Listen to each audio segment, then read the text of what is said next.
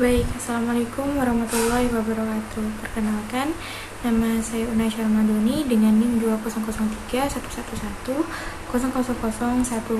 Saya dari kelas A Agroekoteknologi. Di sini saya akan menjelaskan tentang keterkaitan antara manajemen sumber daya lahan dengan aspek sosial ekonomi yang ada di Indonesia. Video ini dibuat dengan tujuan untuk memenuhi tugas pada mata kuliah Manajemen Sumber Daya Lahan pertemuan ke-13.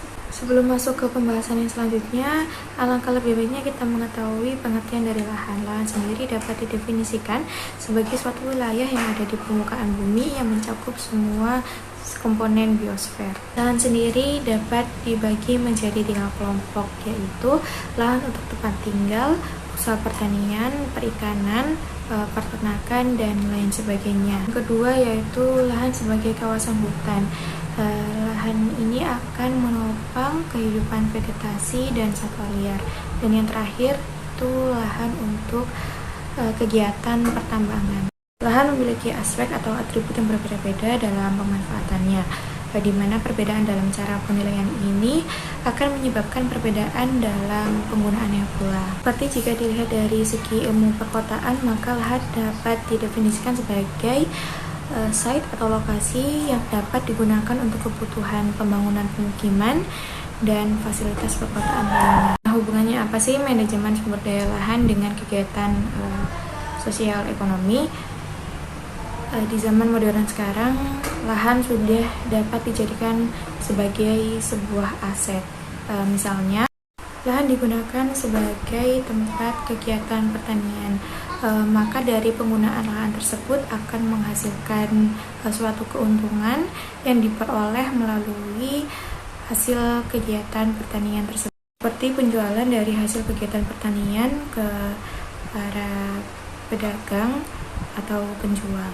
Namun seiring dengan bertambahnya penduduk atau kepadatan penduduk meningkat, maka kerap kali terjadi alih fungsi lahan, di mana lahan yang sebelumnya digunakan untuk usaha pertanian dialihfungsikan menjadi lahan untuk perumahan.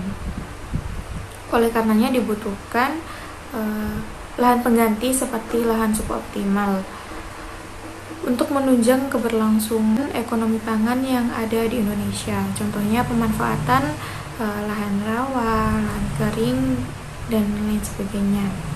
Hal ini juga diperkuat pada penelitian yang dilakukan oleh Sutasno dan kawan-kawan. Mereka mengatakan bahwa peluang untuk memenuhi kebutuhan pangan pada lahan kering masih berpotensi sangat luas.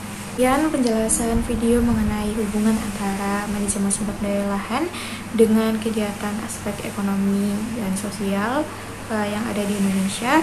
Semoga videonya bermanfaat. Terdapat kekurangan atau kesalahan yang ada dalam video, saya mohon maaf. Sekian penjelasan dari saya. Wassalamualaikum warahmatullahi wabarakatuh.